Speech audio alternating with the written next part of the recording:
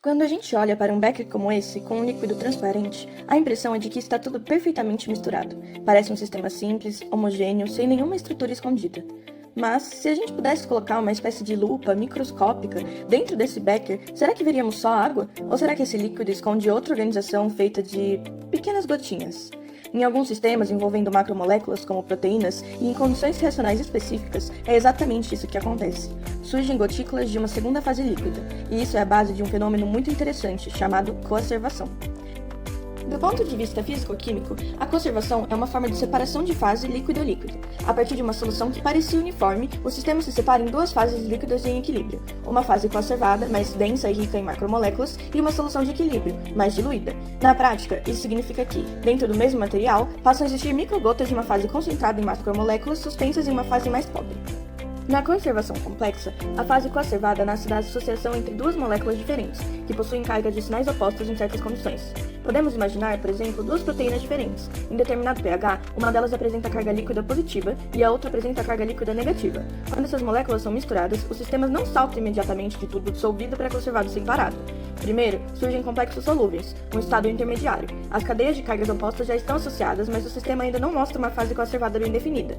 À medida que a gente ajusta as condições do meio, esses complexos interagem entre si e o sistema entra na região de separação líquido-líquido.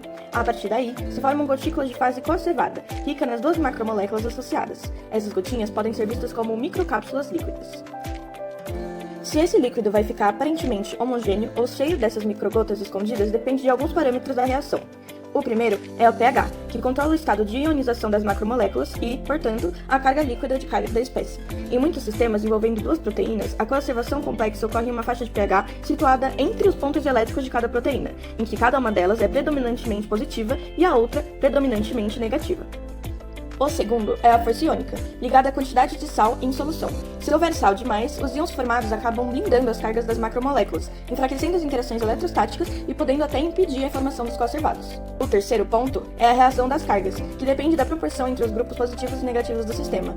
Quando há uma compensação de cargas favorável, ou seja, a carga líquida final da fase conservada tende a ficar muito próxima de zero, a intensidade da conservação complexa costuma ser maior. Agora, se durante a formação dessas gotículas houver na solução um composto bioativo, como um pigmento, uma vitamina ou um óleo funcional, esse composto pode ser protegido para dentro da fase conservada. Na prática, as gotículas passam a atuar como microreservatórios, que é exatamente a ideia da microencapsulação, usar a fase conservada para carregar e proteger ingredientes. No laboratório, tudo isso deixa de ser só um conceito e vira algo que a gente consegue ver. Primeiro, preparamos as soluções separadas das macromoléculas, ajustamos com cuidado o pH e então fazemos a mistura. A solução, que era praticamente transparente, começa a ficar turva. Essa turbidez é a assinatura ótica da formação das gotículas de fase coacervada complexa, dispersas na fase aquosa mais diluída.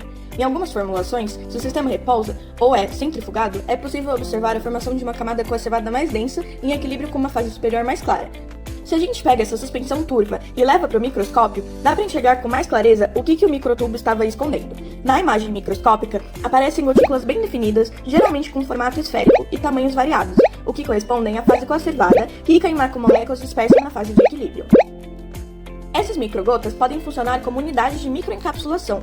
Durante a conservação complexa, compostos como pigmentos, vitaminas, antioxidantes ou óleos funcionais podem ficar retidos no interior da fase conservada, sendo protegidos contra degradação e, em alguns sistemas, sendo liberados de forma controlada. Por isso, sistemas de conservação complexa entre duas macromoléculas diferentes são amplamente estudados como plataforma de microencapsulação em alimentos, fármacos e cosméticos. No fim das contas, aquele becker que parecia ter um líquido qualquer esconde uma arquitetura de microgotas líquidas formadas por separação líquido-líquido, que a gente aprende a controlar para carregar, proteger e liberar ingredientes em sistemas reais.